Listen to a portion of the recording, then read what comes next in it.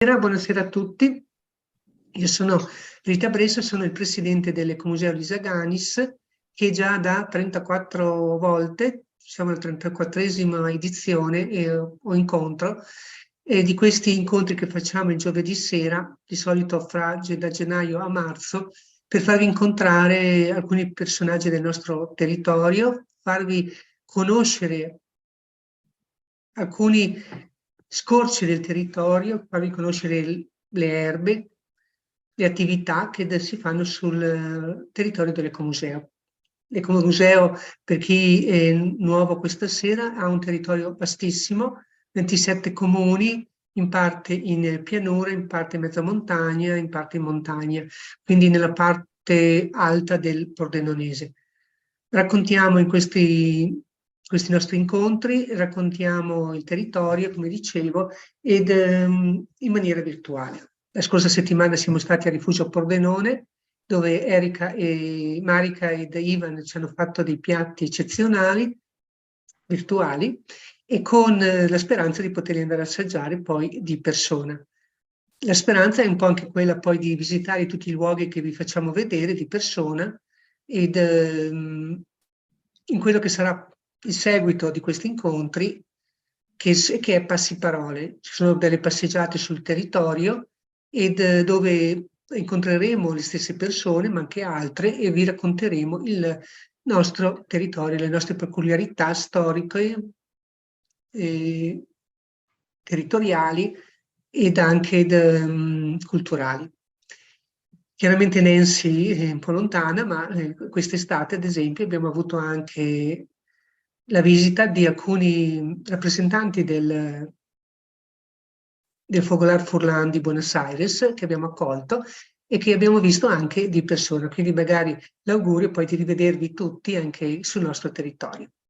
Oggi ci spostiamo da Cimolais, ci spostiamo a Castelnuovo ed andiamo ad incontrare i nostri amici soci delle Rivendicoles. Poi ci diranno loro chi erano le Rivendicoles, perché scopriremo veramente un mondo un po' passato ma anche presente che loro hanno mantenuto di coltivazione dell'orto, non solo a livello familiare ma anche proprio come economia. Già il fatto di coltivare l'orto è un'economia familiare, ma a Castelnuovo si faceva qualcosa di più. Bene, vi ringrazio tutti della presenza ed vi auguro un buon ascolto. Margherita, a te la parola. Grazie, buonasera a tutti i partecipanti e buonasera anche ai due nostri ospiti che sono Renato Muzzatti e Giannino Cozzi dell'Associazione delle Rivendicoles, nostri soci dell'Ecomuseo Lissa Ganis. Buonasera Giannino e buonasera Renato. Allora, iniziamo intanto a parlare un po' di voi. La vostra bella associazione si chiama Le Rivendicoles. Che cosa fate di bello in questa associazione, Giannino? L'associazione è nata per fare in modo di tenere sempre viva la questione dell'orto, delle coltivazioni dei prodotti orticoli, frutticoli, così, in modo che non vada a scomparsa, no? Con lo spopolamento i paesi sono rimasti un po' con poca gente, gli anziani se ne vanno e queste cose qui. Abbiamo cercato di vacizzare un po' sta roba qui facendo delle iniziative, camminate e la mostra regionale dell'orto. In pratica che ogni agosto facciamo sta mostra molto sentita, molto partecipata e poi anche una camminata in mezzo agli orti, portiamo la gente a vedere certe zone, certe cose e naturalmente gli orti, no? Tu parli della passeggiata che facciamo assieme ai Passiparole che si chiama Torpa Roads. Che cosa si fanno in queste passeggiate? Queste passeggiate qua portiamo in giro per il territorio a vedere gli orti, ma non solo orti, anche un po' di cultura, un po' di cose importanti da vedere, così insomma, no? Bene. Quindi poi quello che vedremo stasera, poi in realtà possiamo andare con la bella stagione, poi con i piedi sul territorio e quindi venire a Castelnuovo del Friuli al Passiparole, quello che organizzate di solito come le Rivindicules. Certamente. Ma Renato, che cosa sono poi le Rivindicules? Ecco, le rivindicule sono il nominativo che veniva dato alle donne di una certa età, ma anche giovani che partivano qui dal territorio, cariche di prodotti locali, mele, pere. Praticamente iniziavano in primavera con le pere, poi arrivavano i fichi, le mele, le castagne, andavano giù in pianura e barattavano o vendevano questi prodotti. Arrivavano anche a distanze notevoli, avevano dei punti di riferimento dove pernottare, magari parenti che abitavano a San Vito, a Digugnana, a Portoguaro, a Casarsa, e si fermavano alcuni giorni fin quando avevano finito praticamente lo scambio, la vendita di questi prodotti. Ecco, queste erano le rivindicules. Praticamente era un'iniziativa legata soprattutto alle donne, mentre i mariti andavano a lavorare all'estero, queste per avere diciamo, un minimo di disponibilità economica, di denaro, ma anche per avere della farina da polenta per l'inverno, che permetteva di sfamare la famiglia, insomma.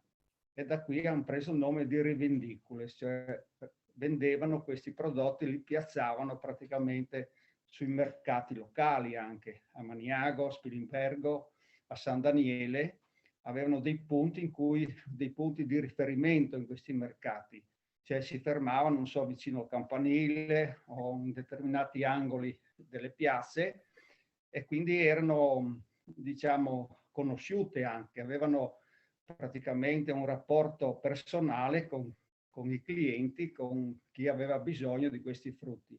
Ricordiamoci che la frutticoltura è nata in collina, nel Pordenonese, non è assolutamente nata in pianura, ma all'epoca i frutti venivano prodotti in pianura e venivano prodotti, scusate, in collina e venivano barattati in pianura in cambio di mais. Il mais è un prodotto molto conservabile, veniva trasformato in farina, poi ci sono i sottoprodotti del mais, la crusca, che invece veniva usata per gli animali. Praticamente la molitura veniva fatta una volta al mese, ogni 15-20 giorni, perché altrimenti la farina si ossidava, insomma. Comunque un ottimo prodotto che serviva per l'alimentazione invernale. Ecco, prima Giannino ha detto una cosa importante, che è anche un po' lo scopo, quello della vostra associazione, che è quello di ripristinare, insomma, di studiare le semenze antiche e la biodiversità. Vuoi parlarmi, Renato, anche di questo? Diciamo, è sempre esistita.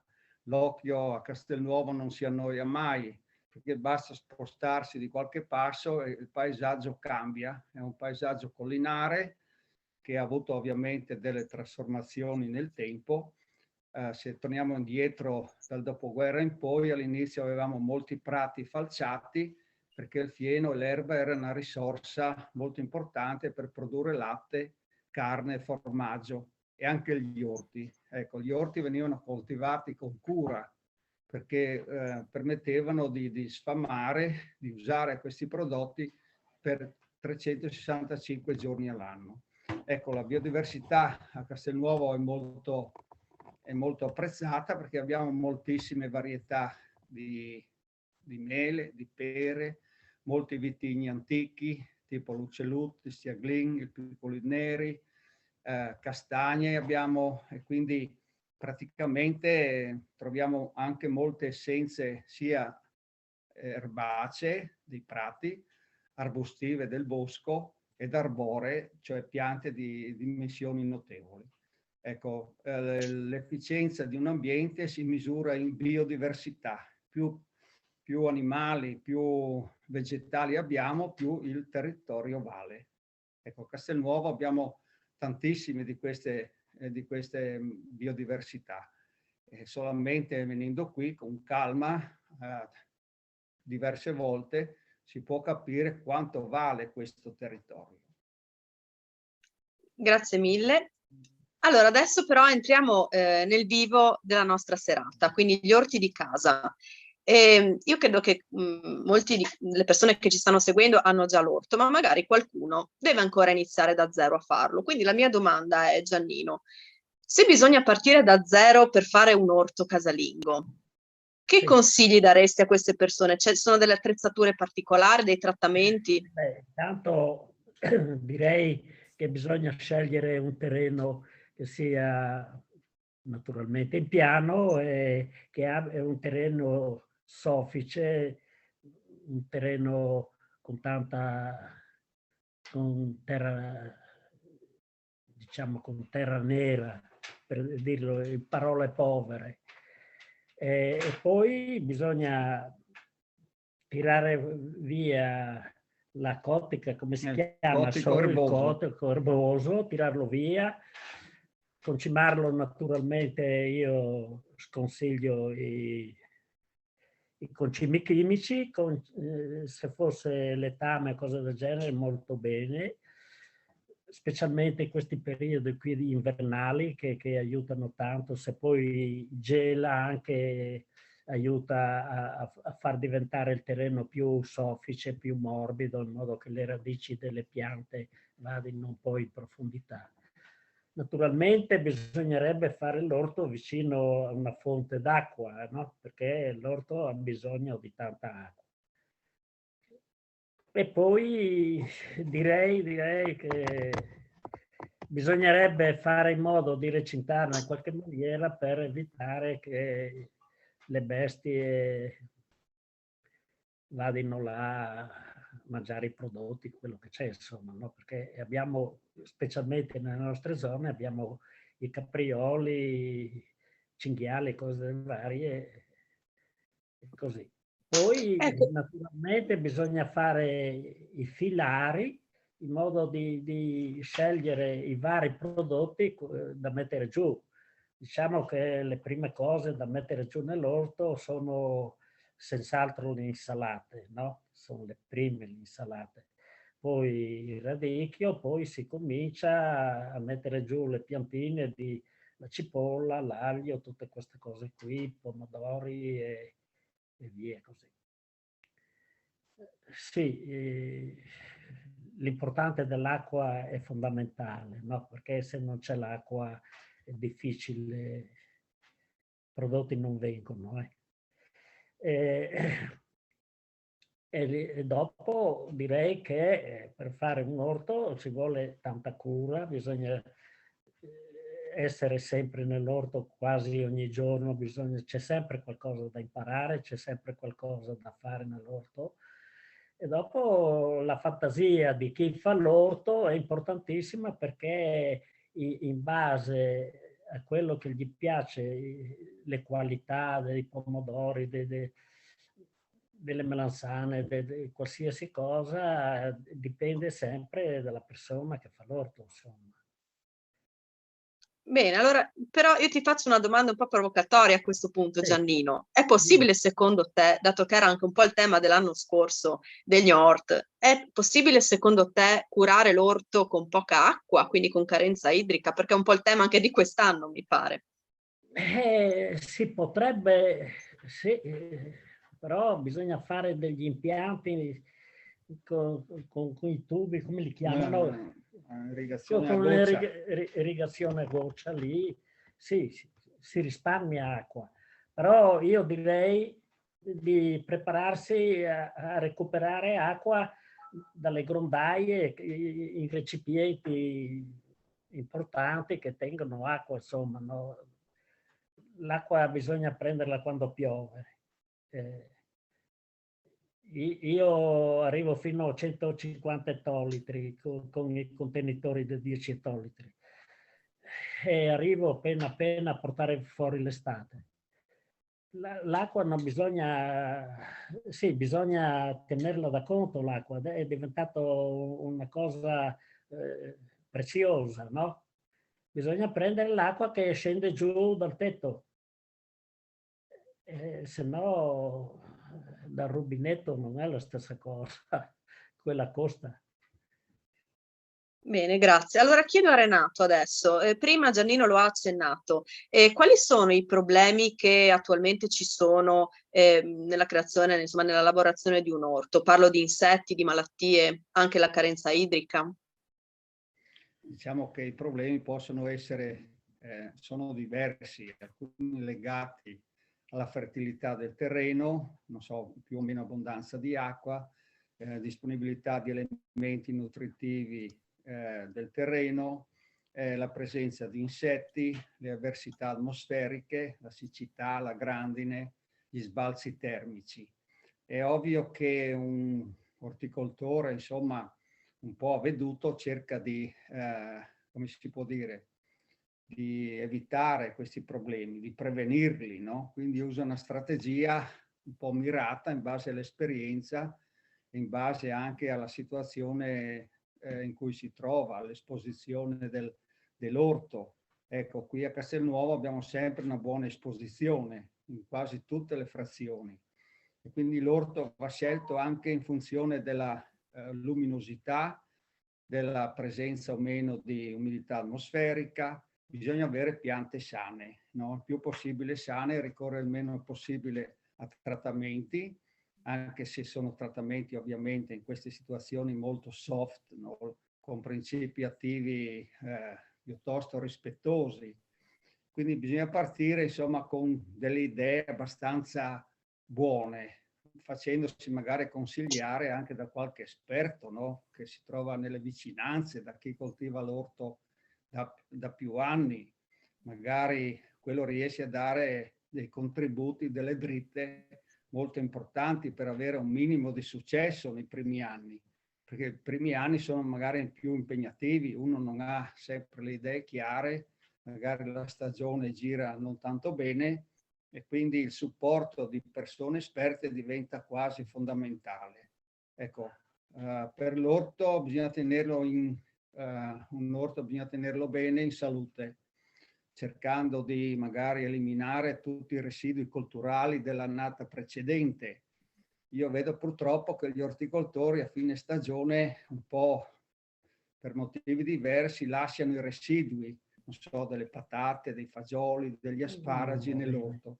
Questo non fa altro che aumentare la carica di parassiti per la stagione successiva, quindi l'orto deve essere sempre in ordine, anche perché fa parte del paesaggio, del nostro ambiente, ed è facile vedere in giro nylon, plastiche varie usate per la pacciamatura e vengono messe a posto l'annata dopo. Non è che sia un gran bel vedere, io dico, no?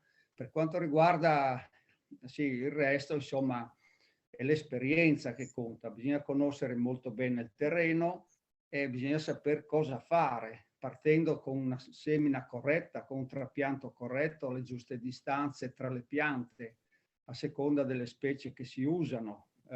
Anche la direzione delle file è importante. L'orto deve essere sempre arieggiato, perché quello che fa ammalare le piante in genere è l'umidità, le ore di bagnatura delle foglie. Quindi ci sono tante cose da prendere in considerazione. Un buon orticoltore ha sempre un occhio attento, vigile, sa conoscere, sa capire, perché spesso bisogna prevenire i problemi, perché curarli è molto più difficile. Anzi, io direi che in certe situazioni è meglio cambiare, sostituire la coltura piuttosto che pensare di curarla. Ecco, noi l'associazione qui Le Rivendicule è nata anche per questo, per diffondere la cultura dell'orto con tutti gli aspetti, tutte le problematiche legate all'orto. Grazie, noi vi abbiamo chiamato proprio per questo, perché siete i nostri esperti. Allora, Giannino, prima lo ha accennato Renato, ci sono delle differenze di terreno che possiamo vedere anche, mi viene in mente il territorio dell'Ecomuseo è molto vasto, abbiamo pianura, collina, montagna. Quali sono le differenze climatiche e le differenze di terreno che possiamo trovare? Le differenze di terreno le possiamo vedere qui da noi. È un terreno con molta silice, è un terreno che ha bisogno di tanta pacciamatura. Direi letame più che altro, no? Perché nella silice è un po' difficile coltivare. E poi ci sono delle zone dove la temperatura è più fredda. Basta essere dietro le colline, qua giù è già più difficile avere un orto che sì, diventa un orto che ha problemi di salute, diciamo, no? Mentre qua davanti con i microclimi qua gli orti sono meglio, insomma, vivono meglio le piante qua, no? Sì, Ok. ci sono poi dei posti che bisognerebbe, non lo so, una volta diversificavano i terreni, no? C'era l'orto dove mettevano i fagioli perché era più umidità, più fresco. Sì, più fresco e anche più fondo di terra, no? Era più terra, no? Poi c'era dove invece i radicchi, perché qua, non so, stiamo dimenticando il radicchio, che è quello che vivevano la gente con radicchio una volta. Una volta loro, sì, adesso non è più possibile farlo perché una volta avevano i filari delle viti, vangavano tutti i filari e poi seminavano radicchio lì, perché quando veniva l'inverno la foglia della vite cadeva, copriva il radicchio e si conservava senza mettere né nylon né niente. Avevano sempre il radicchio tutto l'inverno. Poi era l'orto del cavolo broccolo, lo chiamiamo, no? Che di solito qua si diceva le verze invernali. C'era anche quello, un pezzo di orto particolare per quelle cose lì. Quindi Giannino, è possibile fare l'orto in inverno? Esiste l'orto invernale? Sì, sì, sì. Sono tante varietà di verdure che resistono anche d'inverno. Ad esempio, il cavolo broccolo senz'altro. Poi radicchi, certi radicchi sì, il porro anche, la cipolla no, ma La valerianella. La varianella, la rucola, guarda che la rucola non c'è problemi, quella sì, si può farlo tranquillamente. Ci stavamo pensando di fare una serata con l'orto invernale, vedremo insomma. Bene, invece Renato, se dobbiamo partire nella coltivazione degli ortaggi non in inverno, insomma, cosa consiste la semina, il trapianto, insomma, quando si raccolgono? Un discorso relativo alle colture primaverili. Sì, sì, esatto. Ecco, diciamo sono le orticole primaverili, sono orticole che in genere hanno bisogno di molta luce, perché appunto partono in primavera quando le ore di luce aumentano da adesso in poi, insomma, a differenza delle colture invernali che hanno bisogno di meno luce. Quando arriva ottobre in genere le ore di luce calano, cala la temperatura e quindi vanno in produzione. Quest'anno l'esempio classico è quello del radicchio di Treviso. Abbiamo avuto un ottobre bellissimo, temperature alte, e il radicchio di Treviso nelle zone tipiche non va in produzione, va a seme, ci sono grossi problemi. Ecco, partire con le orticole primaverili è relativamente facile anche perché non abbiamo le piante infestanti che competono con le piante che seminiamo noi o trapiantiamo. Partono dopo, partono ad aprile, addirittura alcune partono a maggio.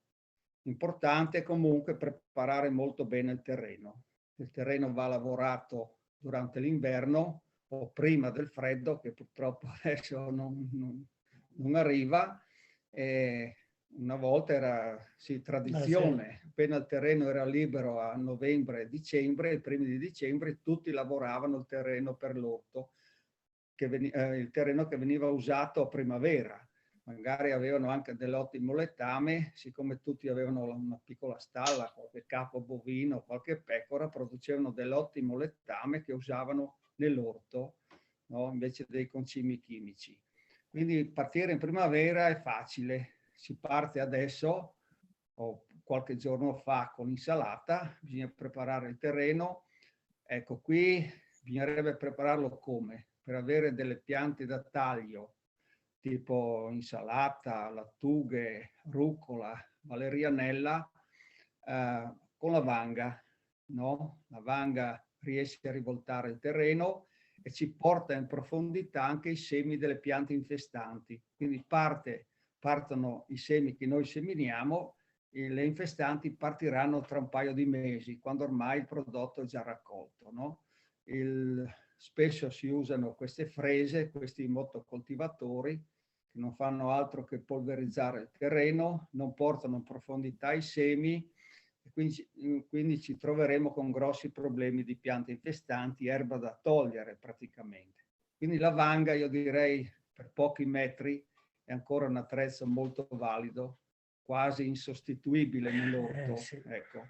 Se non si usa la pacciamatura, chi poi ha magari in progetto, ha un programma di usare la pacciamatura, può andare bene anche il motocoltivatore, la fresa e quant'altro. La semina si fa a spaglio oppure a file. Ecco, bisogna stare attenti alla densità di semina cosiddetta, no? Non esagerare nel seminare troppo fitto, perché c'è troppa competizione tra le piante coltivate, crescono non molto bene, non hanno luce a sufficienza, quindi raccoglieremo dei prodotti un po' acquosi, poco saporiti, che non è il nostro caso. Noi l'orto lo coltiviamo per produrre orticole di qualità, insomma, no? Perché le dobbiamo mangiare, trasformare in cucina. Se il prodotto è buono, la cucina, il cuoco è valido, non ci sono problemi, no? Ci darà forza anche per coltivare l'orto in seguito. Ecco, quindi l'orto è legato, a mio avviso, al successo anche alla trasformazione in cucina. Tutti questi prodotti vengono trasformati in ottimi piatti di qualità, e quindi l'orticoltore prende coraggio, insomma, no? Dice, boh, è un po' un sacrificio, mi impegno, occupo tante ore, e però mi diverto, mi rilasso e mangio dei piatti eccellenti, no? Quindi adesso partiamo con le orticole, con i radicchietti da taglio, con gli spinaci, con i prodotti, insomma, che verranno utilizzati tra un mese e mezzo, verso i primi di aprile. Quindi semina a spaglio oppure trapianto. Il trapianto si fa con piantine in contenitore, si comprano le vaschette per chi non ha tempo, non vuole partire dal seme, e trapianta. Deve trapiantare delle piante, diciamo, di una certa taglia. È inutile partire con piante deboli o piante troppo sviluppate. Di media taglia, che abbiano occupato il foro del contenitore, l'apparato radicale. Perché se l'apparato radicale si sbriciola, quando le togliamo, si rovinano anche le radici. Quindi si mettono giù alla giusta distanza, in file. Magari in file è più facile coltivarle, perché con la zappetta passiamo tra le piante, e questo è un grosso vantaggio per arieggiare il terreno, per smuovere il terreno, per dare più attività microbiologica al nostro terreno, che è già ricco di per sé. Però le piante accettano molto volentieri queste lavorazioni superficiali. Anche in presenza di piogge battenti il terreno si compatta e noi lo muoviamo per arricchirlo di aria, di ossigeno, e quindi far sviluppare meglio l'apparato radicale. Poi una coltura che viene seminata adesso sono le classiche patate, no? I nostri orti per anni si erano un po' anche sparite, perché sul mercato si trovano patate a prezzi piuttosto bassi, insomma, anche se di qualità discutibile. Adesso le patate sono tornate un po' di moda, poi chi le coltiva in questi nostri orti familiari ha capito che le nostre patate come qualità sono nettamente superiori. Si conservano a lungo e sono saporite, non sono acquose, si possono fare degli ottimi piatti con le patate. Poi arriveranno anche altre colture verso aprile, tipo cetrioli, pomodori. Ecco, non bisogna avere fretta nel trapiantare, nel seminare presto in primavera, perché spesso abbiamo anche dei ritorni di freddo. Le colture orticole sono colture delicate. Se si fermano o per il freddo o per le piogge intense, che purtroppo adesso non ci sono, ma se si fermano difficilmente ripartono, cioè si bloccano e danno risultati produttivi bassi, insomma. Quindi c'è tutta una strategia, un orticoltore, anche se hobbista, deve fare un minimo di programma, sia nella rotazione del terreno, ma anche nell'utilizzo delle varie specie, insomma. Si usano anche consociare le orticole, cioè mettere una vicino all'altra oppure sfasate in modo da combattere, sì, di risolvere un po' meglio i problemi legati ai parassiti, insomma. Ecco, quindi ci vuole un po' di fantasia, un po' di esperienza e soprattutto passione nell'orto, no? Ecco, se c'è passione i risultati non mancano. Ecco, come in tutte le cose. E senti, prima adesso hai detto che mettendo vicine alcuni ortaggi, alcune orticole, si possono evitare anche l'infestazione, insomma, di certi parassiti. Secondo te ci si può aiutare anche introducendo dei piccoli animaletti? Mi viene in mente mio papà che coltiva il suo orto e spesso butta dentro un ramarro all'interno della serra che gli mangia tutti gli insetti. È corretto? Certo, ci sono qui da noi, avevamo le rane, i rospi, no? Sì. Anche qualche bel serpentello, no? Sì. Arriva nell'orto, perché il riccio, perché ormai l'orto, diciamo, i bordi dell'orto, il perimetro dell'orto viene spesso falciato prima del prato circostante, quindi questi animali hanno bisogno di energia, di temperatura, di sole, no? Come tutti gli animali, vanno a prendere il sole, diventa fondamentale in natura per la sopravvivenza, per la riproduzione, avere il sole. Quindi nell'orto non mancano questi animali, sono sicuramente utili, vanno rispettati ovviamente, anzi bisogna cercare di averne di più possibilmente. Quindi l'orto è un ecosistema, no? Un ecosistema tra un po' tutti gli animali presenti nell'ambiente, nel territorio. Sì, noi abbiamo questo problema adesso degli ungulati selvatici e quindi tutti gli orti vanno comunque recintati, insomma. Vanno recintati perché altrimenti si prendono solo delle tremende arrabbiature che non durano una volta, ma molte volte durante la stagione.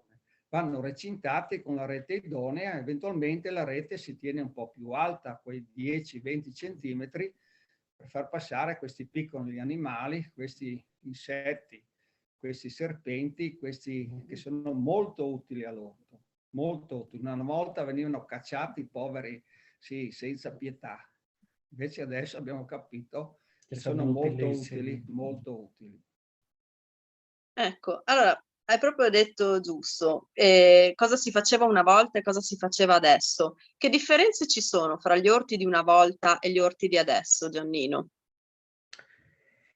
Una volta il problema principale era quello di avere terreni per falciare, per fare fieno, per le mucche e così. Perciò si accomodavano in qualche maniera a fare un orto sempre vicino casa, naturalmente, no? Poi se parliamo dei nostri territori qua, che di pianura non ce n'è, toccava arrangiarsi in qualche maniera. Comunque le facevano gli orti anche una volta. Dicevo prima che seminavano radicchio nei filari delle viti. Ecco, anche quello era un modo di avere un orto, però un orto di una certa consistenza c'era sempre. Poi le zucche venivano seminate vicino alla concimaia perché avevano bisogno, così in pratica si arrangiavano in qualche maniera. Non avevano tante qualità una volta non avevano grandi qualità ad esempio mi ricordo io che il pomodoro è stata una novità per me, no? Quando ero ragazzo. Sì.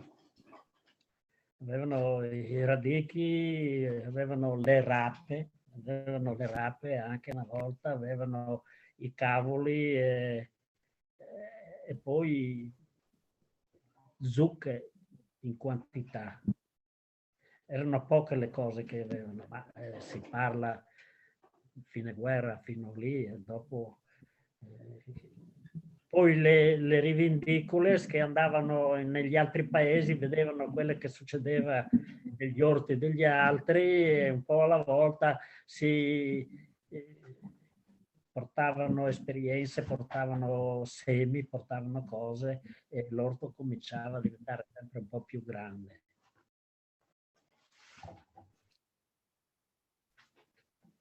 Ecco. Per quanto riguarda appunto le coltivazioni di adesso, secondo voi c'è un ritorno delle persone che vogliono sempre più fare l'orto o si sta invece regredendo su questo aspetto? Ma c'è la speranza che ci sia. C'è la speranza. Non è che si vede grandi cose in giro, ma comunque c'è qualcuno che si dà da fare, no? Il Covid in questo caso ci ha dato questa ha dato una buona mazzata. Una grossa mano, no? Anche per l'orto, che le persone trovandosi a casa hanno detto qui bisogna trovare qualche soluzione. E niente di meglio di chi aveva l'orto, no? È diventata una palestra importantissima per occupare il tempo, per produrre anche dei generi alimentari piuttosto validi, insomma. Infatti Viva Isti, che vendeva piantine e semi, ha avuto un buon successo economico. Sì. Ecco, abbiamo parlato di orticole. L'altra sezione che curate poi con la festa degli orti, che ne parleremo più tardi, è quella delle frutticole.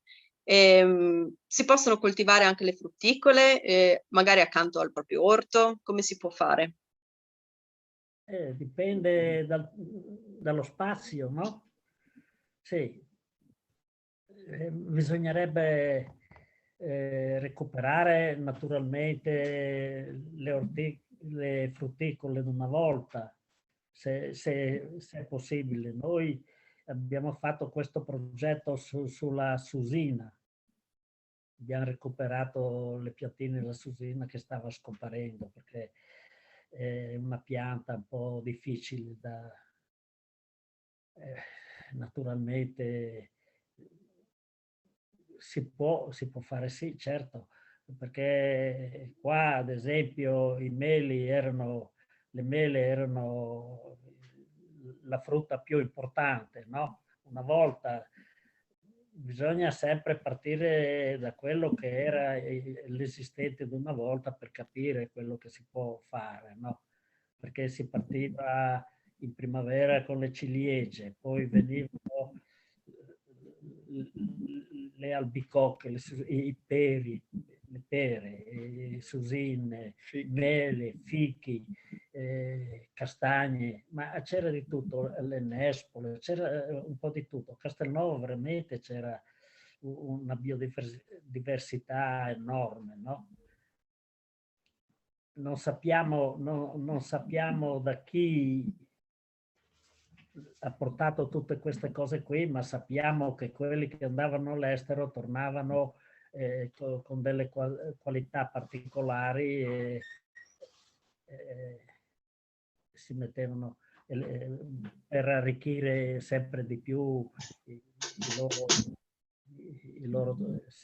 le loro proprietà con le varie qualità, specialmente le mele, ma anche pere. E abbiamo dei peri che sono arrivati dalla Persia, penso che portavano, quelli che emigravano portavano, avevano i terreni qua e tornavano con le masse e riproducevano gli alberi da frutta di dove erano là. Per questo avevamo una grande biodiversità di frutta.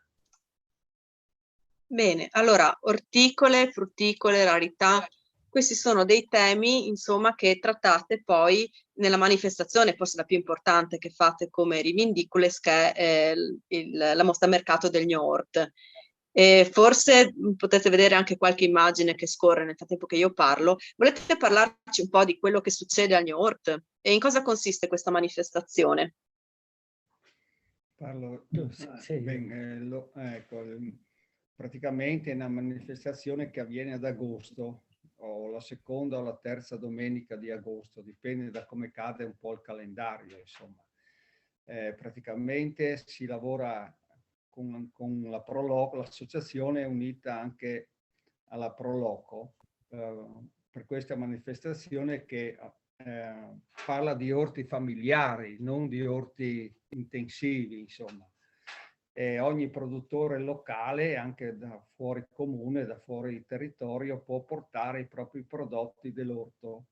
Ci sono diverse categorie, 5 credo, no? Sì, 5 categorie. Una categoria è riservata alla cipolla, altre alle orticole, un'altra alle frutticole, e poi ci sono le composizioni.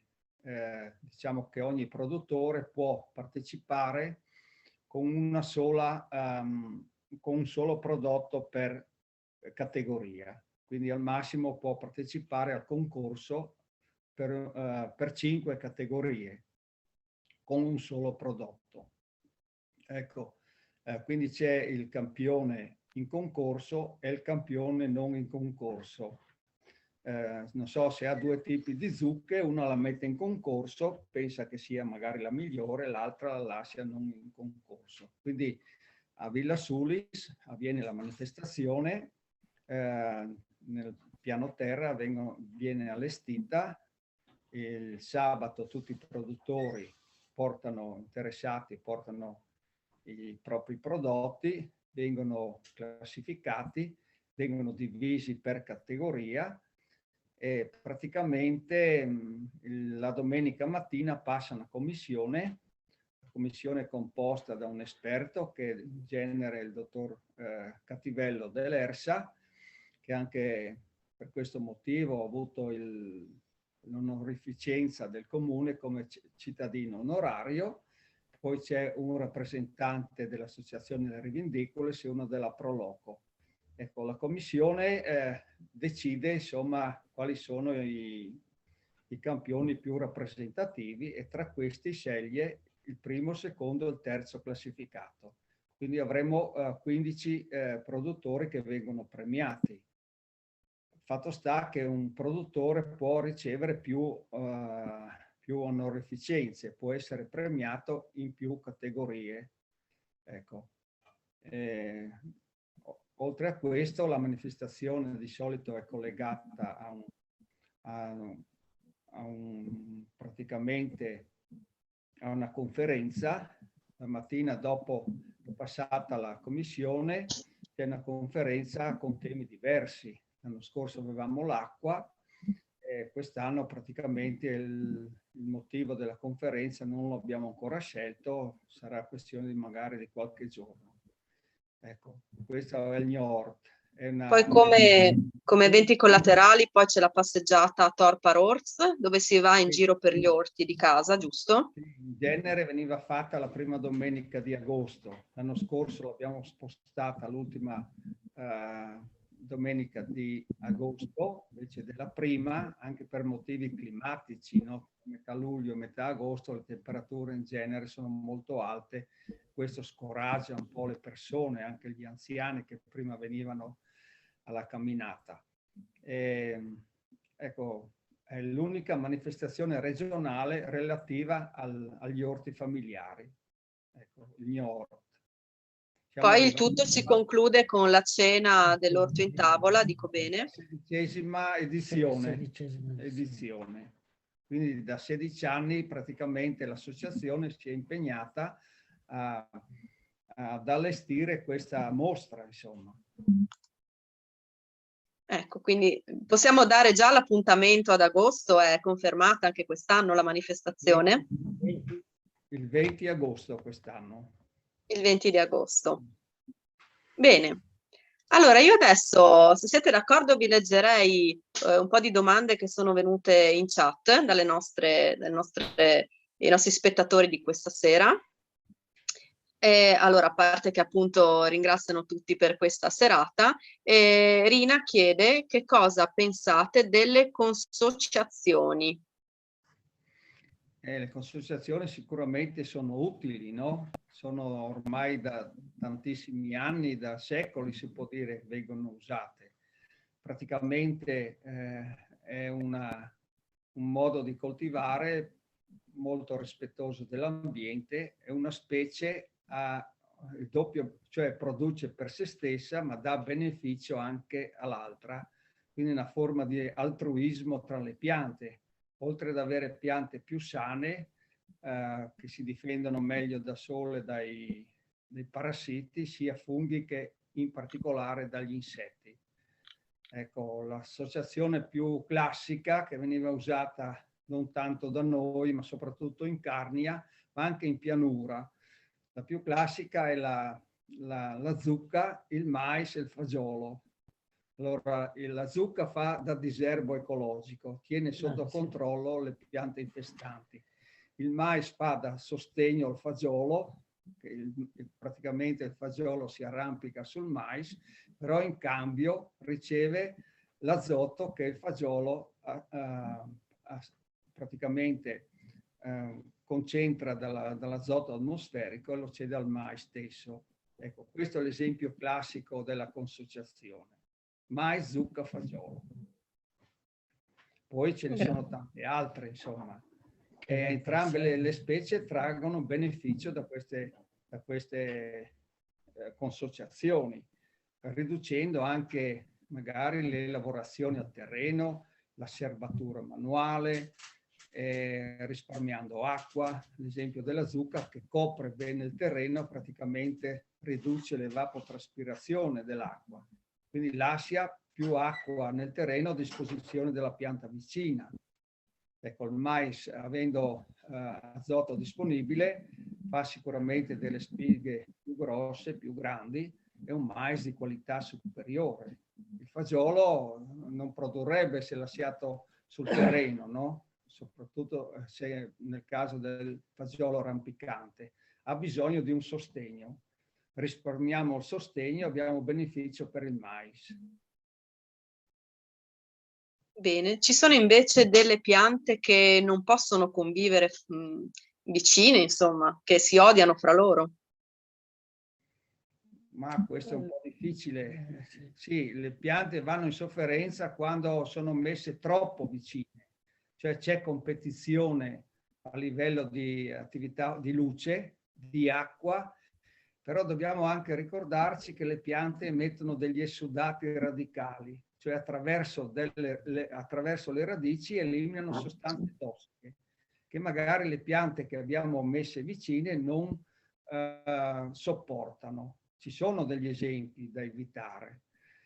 Comunque bisogna tener conto di tutti questi aspetti, no? Luce, acqua, elementi nutritivi e esudati radicali. È importantissimo per l'orto familiare, che è il tema di questa sera, rispettare le distanze di impianto, le distanze di semina e di trapianto. È molto importante. Se si sbagliano queste distanze, i risultati, quantità e qualità, ne soffrono veramente. State molto attenti alle distanze. Nel dubbio, tenetele un po' lontane le piante. Ecco. O i semi, insomma. Per i semi si sta poco a risolvere il problema. Si fa il dirado, no? Si tolgono le piante in più.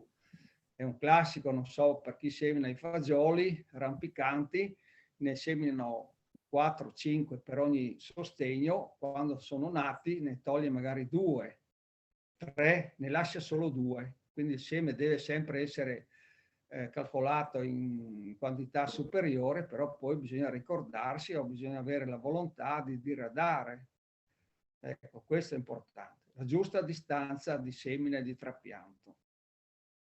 Bene, allora c'è un'altra domanda in chat. Comunque io adesso ho aperto il microfono, quindi se volete per i più coraggiosi potete anche prendere il microfono e parlare. Comunque Marisa vi chiede in chat se le infestanti sono sempre da togliere o possono dare dei benefici alle nostre piante.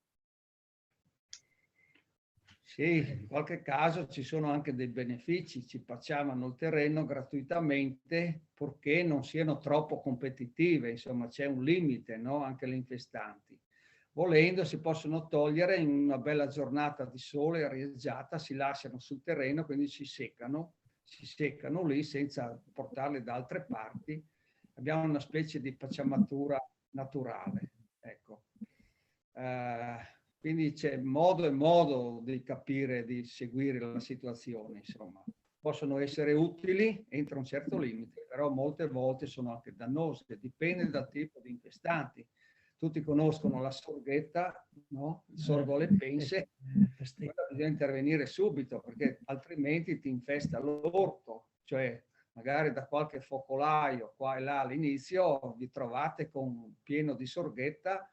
L'orto dopo qualche anno, il seme della sorghetta può vivere nel terreno anche 15 anni, no? Poi parte. Quello che tirate su dalla profondità è germinabile comunque dopo 10 anni. Quindi stiamo molto attenti perché certe infestanti sono pericolose. Cambiamento climatico, cambiano le infestanti. Le infestanti che avevamo 10 anni fa non sono le infestanti di oggi. Prolifera molto la portulaca nei nostri orti, no? Perché i francesi addirittura la consumano, la mangiano, cotta ovviamente, ma anche cruda, qualcuno dice. E la portulaca sta prendendo piede nei nostri orti. Poi altre infestanti sono pericolose, l'artemisia, le ortiche, insomma, non tanto. Dipende da che infestanti avete. Se usate letame non maturo, per dire, ha molti semi di piante infestanti, quindi vi infestate l'orto, se è bovino. Se è letame equino, io starei molto attento, perché veramente l'apparato digerente del cavallo praticamente non devitalizza o devitalizza molto poco i semi delle piante, quindi vi trovate con un livello di infestazione veramente alto. Sì, bisogna stare attenti a quello che si fa, insomma, perché poi in certe situazioni le trascinate per anni.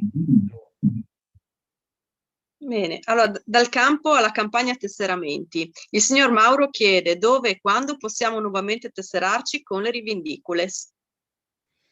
Qui abbiamo Dennis, il nostro tesseratore. Ecco, perché dovete sapere che dietro a Giannino e Renato c'è Dennis Tabacco, che è l'organizzatore di questa serata. Quando distribuiamo le piantine della cipolla, no? Facciamo il tesseramento, però si può farlo anche adesso, si può farlo, insomma. Quindi deve contattare, deve mandare un'email, cosa deve fare? Un'email. Un'email e la scriviamo qui sotto, va bene. Allora, forse Rita aveva una domanda, la Presidente, che ho visto che voleva prendere la parola. Sì, io ho più domande. Se non c'è qualcun altro che non voglio io essere quella che prende la parola. Se c'è qualcun altro che desidera parlare, oppure intanto io volevo chiedere alcune cose. Allora, in un incontro che abbiamo fatto col dottor Cattivello dell'ERSA era venuto fuori che a Castelnuovo c'è un cavolo particolare, una varietà abbastanza rara in Friuli Venezia Giulia. Mi confermate? Sì.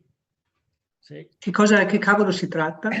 Cavolo broccolo friulano a foglia larga di Castelnuovo del Friuli, il marchio depositato presso il Ministero dell'Agricoltura.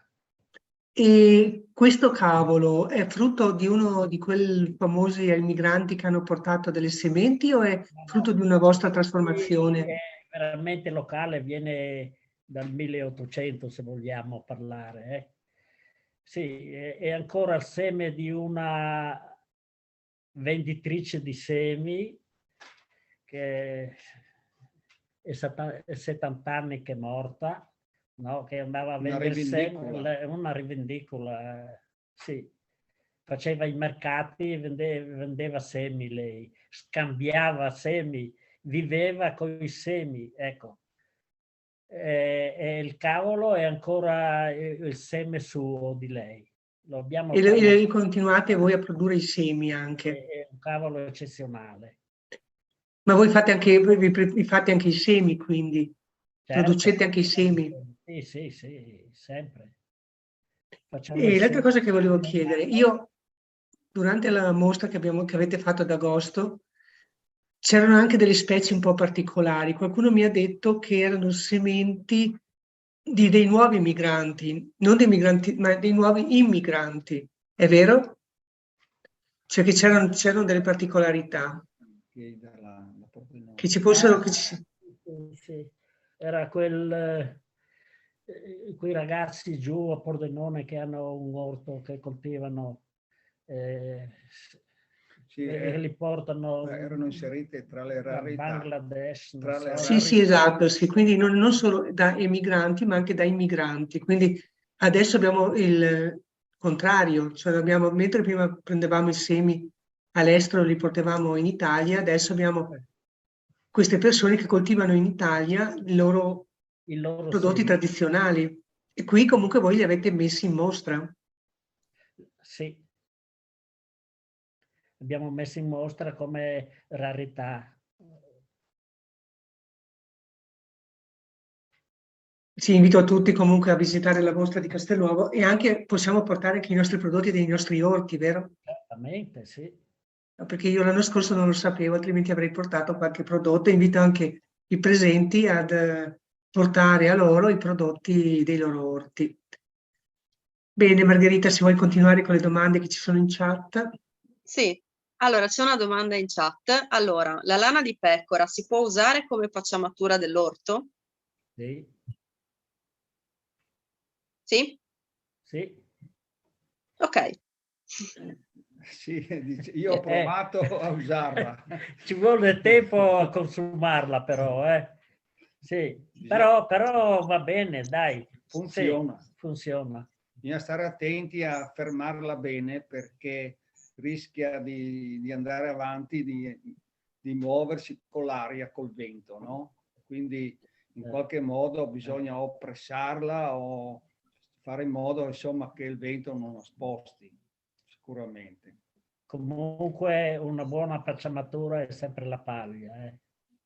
La paglia, le foglie, ecco, sì. ogni orticoltore in un angolo dell'orto, a mezz'ombra, diciamo, sarebbe il posto ideale, dovrebbe accumulare tutti i residui organici dell'orto ed altri residui magari del giardino, no? Quando taglia l'erba, quando raccoglie le foglie, quando pulisce il pollaio. Ecco, deve essere riservato un posto per produrre humus, per produrre dell'ottimo ammendante concime organico naturale da usare nell'orto, cioè la sostanza organica si può usare grezza com'è, le foglie, la paglia com'è integrata nell'orto come pacciamatura oppure trasformata.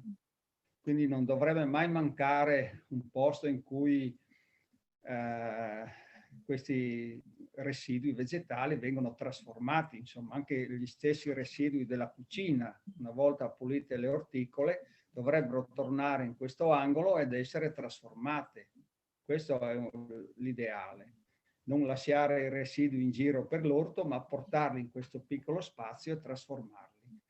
Va seguito un po' questo cumulo perché l'estate magari tende un po' ad asciugarsi, quindi la trasformazione è lenta, quindi va irrigato, si mette su magari un telo, un nylon, in modo che mantenga l'umidità. Va rivoltato ogni tanto, ogni 2 o 3 mesi, gli si dà una girata, si produce dell'ottimo terriccio. Invece non abbiamo parlato di una cosa importantissima, Giannino, che è la cipolla rosa. Sì. Fiore all'occhiello. Proprio di quella non abbiamo parlato. Sì, è la cipolla rosa, quella della Valcosa, per intenderci.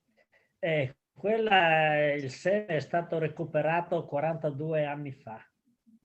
ho sempre portato avanti io, e abbiamo il seme originale, perché ci sono diverse simulazioni che non corrispondono alla vera cipolla rosa della Valcosa. Comunque ogni anno mettiamo giù le cipolle, scegliamo le cipolle, quelle più adatte, quelle che rappresentano veramente la nostra cipolla, le mettiamo nel terreno, le facciamo fare il seme, e di anno in anno il nostro seme è sempre quello di 42 anni fa. Poi portiamo dal vivaista naturalmente il seme, in modo che ci fa le piantine e le distribuiamo a tutti i soci. Basta. In che periodo le distribuite? Distribuiamo il mese di aprile, i primi di aprile, no? Sì. Che differenza c'è tra, naturalmente la domanda è d'obbligo, tra la cipolla rosa e la cipolla rossa di Cavasso? Beh, diciamo che la cipolla rosa tende a essere un po' più piatta, un po', no? E di qualità più amabile, più dolce. Forse resiste meno, forse quando è il mese di novembre già comincia a germogliare, no? Perché mantiene più acqua, probabilmente, e l'acqua, nonostante anche quest'anno con la siccità, è cominciato il mese di novembre, a fine di ottobre a germogliare. Comunque è una cipolla molto amabile, no? Che non disturba, mangiandola anche cruda non disturba, e poi si può fare qualsiasi cosa con quella cipolla lì. E se qualcuno volesse acquistarla, non piantarla ma acquistarla, dove la può trovare? È sempre il Dennis capo delle piantine qua. Ma non le piantine, ma la cipolla proprio già pronta, dove si può trovare? La pronta, bisogna venire qua. A metà luglio. A metà luglio. O al Gnort. O al Gnort la trova, perché come hai visto là facciamo il mercatino, e sono i produttori che portano cipolla al mercato, no? O se no, poi ci sono vari produttori che vendono la cipolla in zona, insomma. Un'altra ultima domanda volevo fare. Voi avete parlato di momento, per quanto riguarda, ormai siamo in primavera, quindi capire quando iniziare a seminare. Io abito in montagna, non abito... E volevo capire quando si comprende che è meglio iniziare, che si può iniziare a seminare. Diciamo, qual è il momento? Bisogna misurare la temperatura del terreno. Ecco, è facile, un termometro, ce l'hanno insegnato i nostri amici maiscoltori in pianura, cominciano a seminare il mais quando la temperatura del terreno arriva a 10 gradi centigradi. Le orticole hanno delle temperature specifiche di germinazione, che variano dalla lattuga al pomodoro, al peperone, la melanzana e quant'altro. Quindi misurando la temperatura del terreno si può intuire quando cominciare a seminare, non sotto i 10 gradi centigradi. Quindi quando ci sono 10 gradi si può iniziare a seminare. La lattuga con i semi meno esigenti in temperatura. Ovviamente in certe zone in montagna si deve partire anche con piantine già sviluppate, altrimenti si arriva tardi, non maturano, non crescono bene.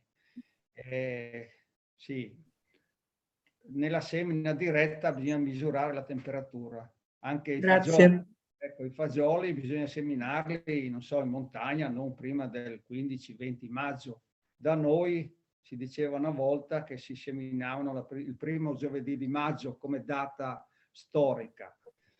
Ecco, poi dipende dalla stagione, insomma. Ecco, Sonia chiede se nella semina è importante anche seguire le fasi lunari. Certo, volevo dirtelo adesso, guarda. è importantissimo.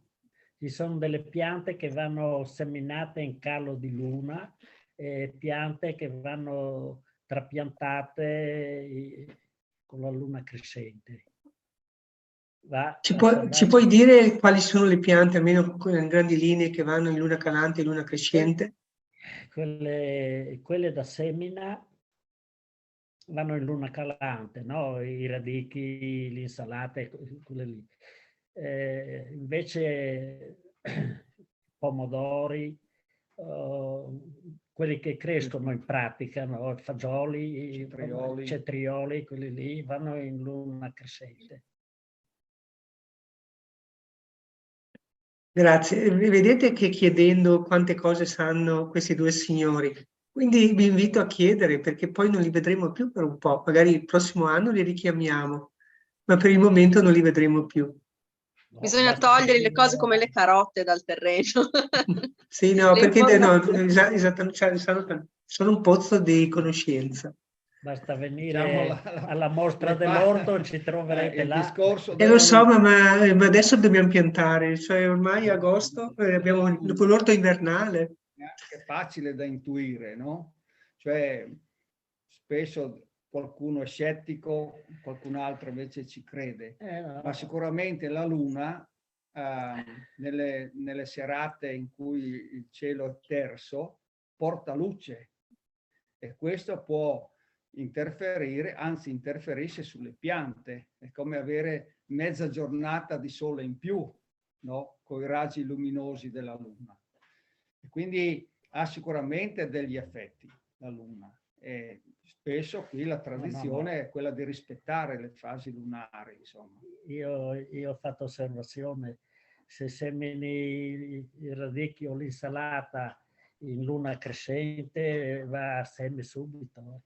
Poi spesso anche coi semi, no? Purtroppo ci troviamo ad avere dei semi, non parlo delle nostre produzioni locali, dove il seme è autoprodotto spesso, però ci troviamo di fronte a del seme di qualità modesta, bassa qualità, nelle buste che si acquistano già sigillate, perché ci vendono dei semi di qualità inferiore, non sono i semi dei professionisti, delle aziende che devono fare bilancio.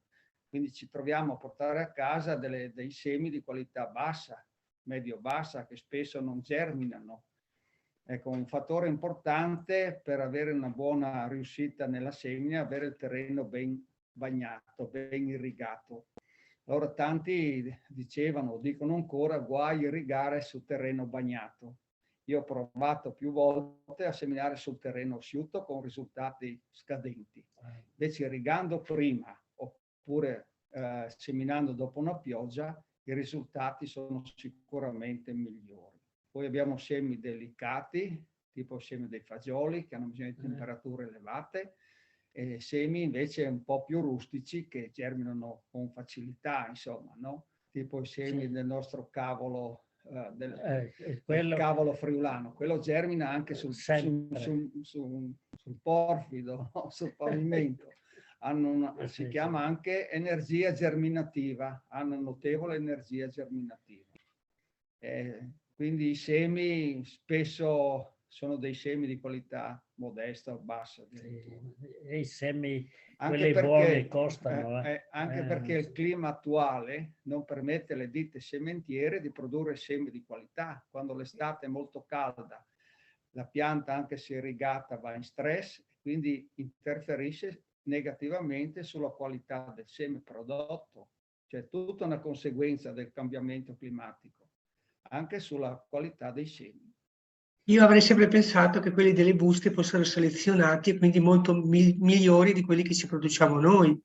No. È difficile che sia così, perché vendono semi di qualità scadente, bassa. Allora mi consola, utilizzo i miei, grazie. Portiamo a casa seme scadente, che qualche volta nasce anche tanta erba. Ecco. Sì, una busta di seme, quelli che usano i vivaisti là, viene anche 50 euro, ma è una bustina. Poi dipende, purtroppo io mi accorgo che le buste sono grandi, no? Cioè seme poco. sprechiamo anche tanto tanta- seme, perché le famiglie ormai sono 2 o 3 persone, l'orto non è centinaia, sono pochi metri quadrati, quindi ci troviamo a usare, ad aprire delle buste che non usiamo totalmente, in parte, no? Metà o anche meno, e l'anno dopo magari vengono buttate via perché sono semi vecchi. Ecco. Non si possono, cioè, quando aperta la busta, non si può utilizzare l'anno dopo? Qualcosa perde il seme. La germinabilità cala la germinabilità, vanno conservati in un ambiente al buio, asciutti, però su certe specie diciamo sarebbe meglio acquistare del seme fresco, insomma, del seme giovane. Marisa chiese, scusate, sempre in chat, come avete risolto il problema delle cimici nei peri? Perché lei ha qualche albero da diversi anni ma non riesce più a mangiarli. È un problema. Il problema è piuttosto difficile da risolvere. Anche negli orti, no? Qualche orticoltore appassionato cosa ha fatto? Il tunnel dove coltiva i pomodori, le melanzane, i cetrioli, i peperoni, lo ha chiuso ermeticamente con la rete, come fanno i frutticoltori in pianura, nei meletti. Bisognerebbe chiudere meccanicamente il pero, il melo e quant'altro. Non è difficile da risolvere il problema. Quest'anno abbiamo avuto un'infestazione più bassa, almeno nelle nostre zone, c'è stato un calo di cimici. Speriamo che continui, però il problema non si può risolvere senza chiudere con una rete, con un telo, con qualcosa del genere, insomma. Altrimenti le aziende grosse vanno avanti con i trattamenti chimici. Penso che non sia il caso, insomma, no? Io ho provato... Mi pare di aver capito che voi siete più per i metodi naturali che per quelli chimici. Certamente sì. Ho provato con lo zolfo. Chiudere un pero non è una cosa semplice, insomma, fare un piccolo tunnel sì, ma chiudere un pero... La taglia è grossa, è impossibile, no? Quasi, è impossibile. Si sopporta ormai da anni di questi insetti, hanno liberato anche in pianura padana, in altre zone, il parassita, che è stato prelevato dai paesi di origine della cimice, sembra che funzioni. Però ci vuole ancora qualche anno, insomma, per tenerla sotto controllo. Poi certe colture ne favoriscono la diffusione, tipo la soia, trovano l'ambiente adatto. Da noi non abbiamo colture intensive, però raccolgono la soia in pianura, queste hanno le ali e si spostano su da noi dove il clima è più mite, no? In autunno, in ottobre, creando non pochi problemi. È una calamità in certe zone. Per i frutticoltori per anni è stata una calamità. I frutti erano invendibili, non erano commerciabili. Anche qui sui pomodori pungono a settembre i frutti, 3-4 punture, dove c'è la puntura il frutto praticamente ha un tessuto molto duro, resistente, non è neanche commestibile. Tanti danni da cimici. Poi attaccano tutte le specie. Il pomodoro lo trovi sul peperone, sulla melanzana, sul melo, sul pero, un po' sull'uva anche. Va dappertutto. Bene, grazie. Io vi C'era chiedo... un'altra domanda in chat, mi sembra, Margherita. Sì, e adesso la leggo. Quando è consigliato bagnare l'orto, la mattina o la sera? Ecco. Direi la mattina, sempre la mattina. Perché? Perché l'acqua ha una temperatura specifica di 7-8 gradi, quella che usiamo nel rubinetto che arriva, è praticamente la temperatura più vicina a quella della pianta. La sera la pianta ha temperatura più alta e poi c'è un altro motivo, la pianta deve asciugarsi il più breve tempo possibile.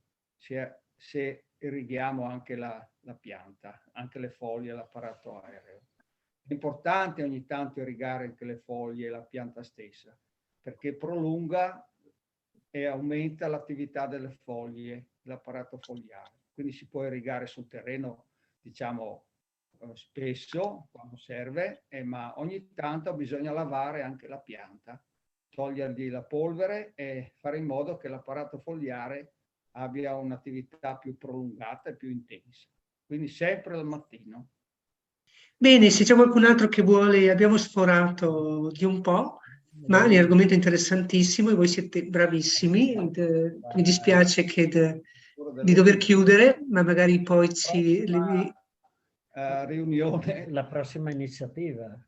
Sì, ecco, la prossima iniziativa è a Castelnuovo. Il 1° aprile facciamo la potatura dell'ulivo, una dimostrazione di potatura dell'ulivo. Pratica dell'ulivo. Il 1° aprile. La mattina, o il pomeriggio, la mattina. In mattinata dalle 9 in poi. Sì, ma poi manderemo fuori... Ecco, sì, ci mandate anche a noi, così divulghiamo un po' a tutti i partecipanti, se qualcuno è interessato. Sì. E se nessun altro ha qualcos'altro da chiedere, ripeto che avete qui 2 pozzi di scienza rispetto agli orti, quindi magari approfittatene. Io vi darei la buonanotte ed ci rivediamo la prossima volta. Buonanotte, grazie mille Buonanotte a agli voi. amici delle Rivendicoles.